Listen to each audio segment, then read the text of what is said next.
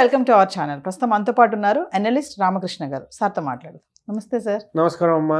Sir, మరి ఇప్పుడు అమెరికాలో ఉద్యోగాలు సంగతి చూసుకున్నా, చదువుకోవడానికి వెళ్ళాలనుకునే వాళ్ళు, స్టూడెంట్స్ పరంగా చూసుకున్నా, మరి బాధ్యతలు చేపట్టాక మన భారతీయులకు వచ్చినటువంటి కష్టాలు ఏంటి, నష్టాలు ఏంటి, జాబ్స్ ఉంటాయంటారా?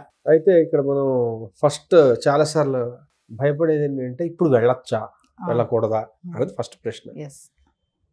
చదువుకోవడానికి అయితే వెళ్ళండి. మీకు వీసా వచ్చిందంటే చక్కగా వెళ్ళండి. ఎందుకు? మీకు వీసా వచ్చిందంటే వాళ్ళు ఏమో వెంటనే గెంటేయలేరు. మీరు చదువుకోవడానికి వెళ్తున్నారు కాబట్టి చదువుకుంటారు. చదువుకున్న తర్వాత దాని తాలూకా కంటిన్యూషన్గా ఓపీటీ ఉంటాయి, సిపిటీ ఓపీటీలు ఉంటాయి, అవి చేసుకుంటారు. ఓకే, అక్కడ దాకా కథ అయితే చాలు, ఏం ప్రాబ్లం లేదు.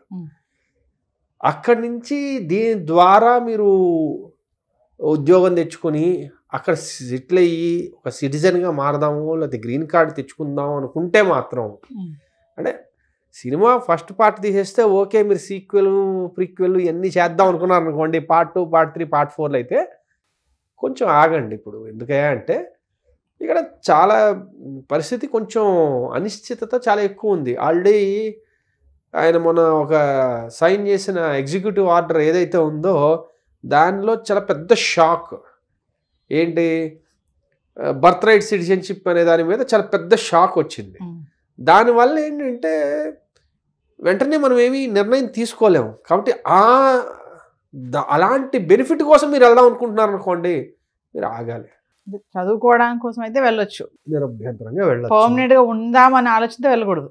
వెళ్ళకూడదని కాదు, అది అవుతుందో లేదో తెలియదు కాబట్టి మళ్ళీ తర్వాత డిసప్పాయింట్ అవ్వడితే అది మీ ప్రాబ్లం. టెంపరీ అయితే ఓకే. అది అంటే ప్రస్తుతానికి ఇది ఎలా చెప్పచ్చు అంటే, ప్రొడ్యూసరు మీకు ఫస్ట్ పార్టీకే ఫైనాన్స్ ఇచ్చాడు, 2, 3, 4 పార్టీలకి ఫైనాన్స్ లేదు, తీయొద్దు. అది దాని గురించి ఎక్కువ ఊహించేసుకుని కథ రాసేసుకుని వాళ్ళందరికీ అడ్వాన్స్లు ఇచ్చేసి వెయిట్ చేయొద్దు. ఎందుకంటే చెప్పలేము. అది ప్రస్తుతానికి అంటే బాగా జనాలకి ఈజీగా అర్థమయ్యే భాషలో చెప్పాలంటే ఇలా ఉంటుంది. మరి వాట్ అబౌట్ జాబ్స్ సార్? మరి అక్కడ ఉద్యోగాలు ఉన్నాయా? అసలు ఉద్యోగాలు ఉన్నాయా అంటే ఆర్థిక మాంద్యం ఉందండి, ఉద్యోగాలు తక్కువ ఉన్నాయి.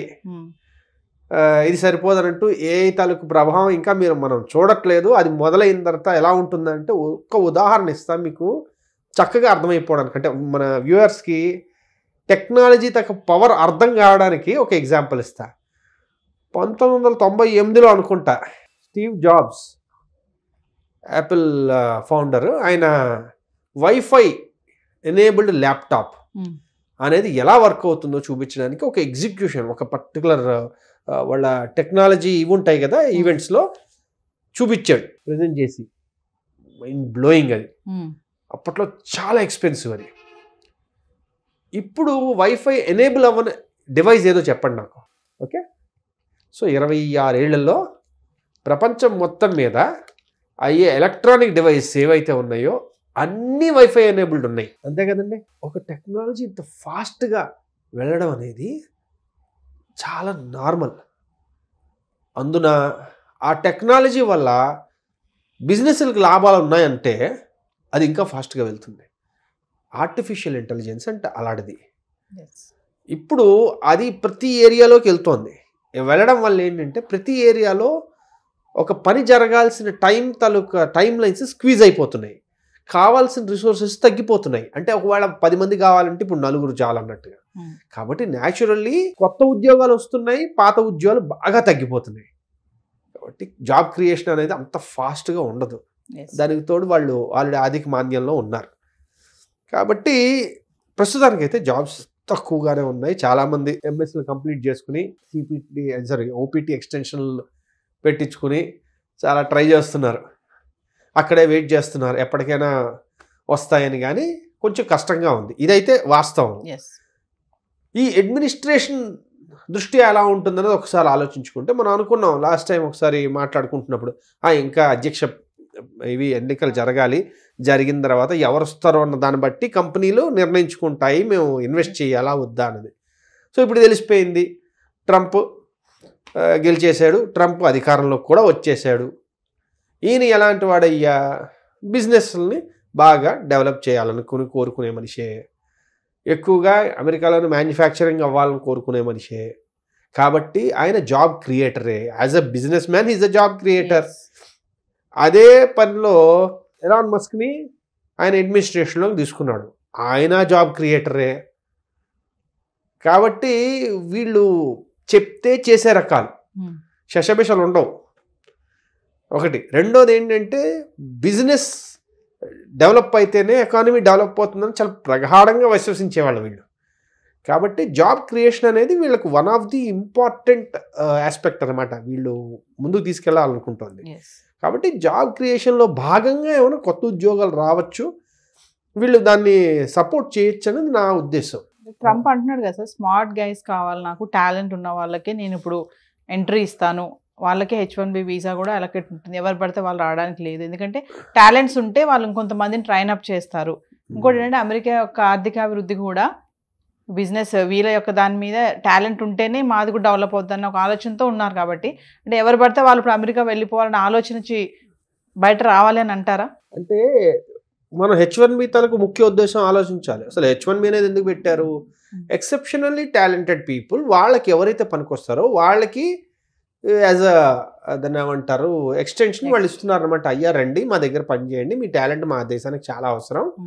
కాబట్టి దాన్ని ఏ రకంగా పరిగణించాలి, ఎలాగ వాళ్ళ టాలెంట్ని దాని అంటారు మెజర్ చేయాలి అంటే ఇంతకుముందు ఒకసారి చెప్పినట్టుగా వాళ్ళు బహుశా పెడితే ఎక్స్ అమౌంట్ ఆఫ్ శాలరీ కన్నా ఎక్కువ ఉన్న వాళ్ళనే H1Bలకి అర్హులుగా చేస్తాం అనొచ్చు. మీరు ఇప్పుడు అన్నారు చూడండి ఎలాగ మారబోతుందంటే అదొక ఆప్షన్ ఉంది. దానివల్ల ఏమవుతుంది అంటే ఎవరు పడితే వాళ్ళు H1Bలకి అర్హత పొందరు. అర్థమైంది కదా.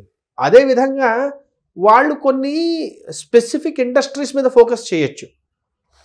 అది డిఫెన్స్ అవ్వచ్చు, లేకపోతే ఆర్టిఫిషియల్ ఇంటెలిజెన్స్ అవ్వచ్చు, లేకపోతే ఇంకేమైనా స్పెసిఫిక్ రంగాల్లో వాళ్ళు దృష్టి పెట్టి ఈ రంగాలు మాకు బాగా ఇంపార్టెంట్ కాబట్టి ఈ రంగాల్లో ఎక్సెప్షనల్లీ టాలెంటెడ్ పీపుల్ని నేను తీసుకుందాం అనుకుంటున్నాను, వాళ్ళకి ప్రయారిటీ ఉంటుంది అని కూడా అనొచ్చు. ఎందుకంటే ఇందాక అనుకున్నాం కదా, వాళ్ళు ఏంటంటే వాళ్ళకి ఒక క్లియర్ విషయం అర్థమైపోయింది, ఈ 4 ఏళ్లే ఉంది బై, ఏం చేయాలని 4 ఏళ్ళ మనం చేసేయాలి. కాబట్టి ఇంక ఇందులో అనుమానాలు లేవు. అర్థమైందండి. అందుకు చేసేది చాలా స్పీడ్గా చేస్తారు, అనుకున్న విషయాన్ని చాలా క్లియర్గా వాళ్ళు కమ్యూనికేట్ చేసేస్తున్నారు. కాబట్టి వాళ్ళు జాబ్ క్రియేషన్కే ఉన్నారు తప్ప ఏదో పాపులిజం ఇలాంటివి లేవు. గవర్నమెంట్ జాబులు చాలా పోతాయి, అది క్లియర్గా ఉంది. కానీ ప్రైవేట్ జాబ్స్ చాలా క్రియేట్ అయ్యే అవకాశం అయితే చాలా క్లియర్గా వాళ్ళ ఉద్దేశం అయితే మాటల్లో కానీ వాళ్ళు చేసే పనుల్లో కానీ అది కనబడుతుంది. కాబట్టి కొంచెం పాజిటివ్ అవుతుందని అనుకోవచ్చు మనం. మన వాళ్ళు కూడా చాలా మంది సార్ టాలెంట్స్ ఏం లేకుండా ఏదో అంటే ఫ్యాషన్ కోసము ప్రెస్టేజ్ కోసము అక్కడికి వెళ్ళిపోవాలి, అమెరికాలో ఉండాలని కూడా వెళ్తున్నారని అనుకోవచ్చు అంటారా? వెళ్తున్నా, ఎందుకు వెళ్ళట్లేదు, చక్కగా అలాంటి వాళ్ళు చాలా మంది ఉన్నారు. ఓకే, కొన్ని వేల మంది స్టూడెంట్స్ అక్కడికి వెళ్ళి చదివేదానికంటే దాన్ని ఏమంటారు పార్ట్ టైం చూసుకుంటూ అక్కడ ఎలాగోలాగా ఎస్టాబ్లిష్ అవ్వాలనుకున్న వాళ్ళు చాలామంది ఉన్నారు. అయితే ఏంటంటే అలాగా చేయడం వల్ల ఇప్పుడు ఆ H1B అనేది కొంచెం కష్టతరం అవుతుంటుంది. అది చూడాలి సార్ మరి ఇవన్నీ కూడా మరి ఎలా అమల్లోకి వస్తాయో. అంటే ఒకటి దాన్ని ఏమంటారంటే మనం ఎక్కువ కాలం వేచి ఉండక్కర్లేదు. ఇంకా వీళ్ళవి ఏవైనా విధి విధానాలు చాలా ఫాస్ట్గా ఉన్నాయి, డెసిషన్స్ ఏదైనా చూసుకుందాం చల్ అని. కాబట్టి దానివల్ల అయితే హిట్ లేదా ఫట్, ఇంక ఇందులో మధ్యలో ఏమి ఉండదు, ఏది ఉండదు, ల్యాగ్ చేయడం ఏం లేదు, ఇంకా ల్యాగ్ ఏం లేదు అసలు. ఈ 4 years లో ట్రంప్ ఏమనుకున్నాడు అది చేసేయాలి. అట్లీస్ట్ ఫస్ట్ 6 months చాలా స్పీడ్ ఉంటుంది. ఆ తర్వాత ఏమవుతుందంటే ఇప్పుడు ఎక్కడైనా అలానే జరుగుతుంది. ముందు 6 నెలల్లో వాళ్ళు అనుకున్నవన్నీ దడ చేసేస్తారు. ఆ తర్వాత వాటికి వచ్చే దాని అంటారు రెస్పాన్సెస్ కానీ లేకపోతే బ్యూరోక్రాటిక్ హర్డిల్స్ కానీ లేకపోతే లీగల్ హర్డిల్స్ కానీ ఇవన్నీ వాళ్ళు దాటుకుంటూ వాళ్ళు అనుకున్నవి చేయడానికి పడుతూ ఉంటుంది. అప్పుడు స్లో డౌన్ అవుతుంది. కానీ దాని తాలూకు ఇంపాక్ట్ అయితే మనం పడాల్సిందే, దెబ్బ పడిపోతుంది, అదైతే ఖాయం. ఓకేనమ్మా.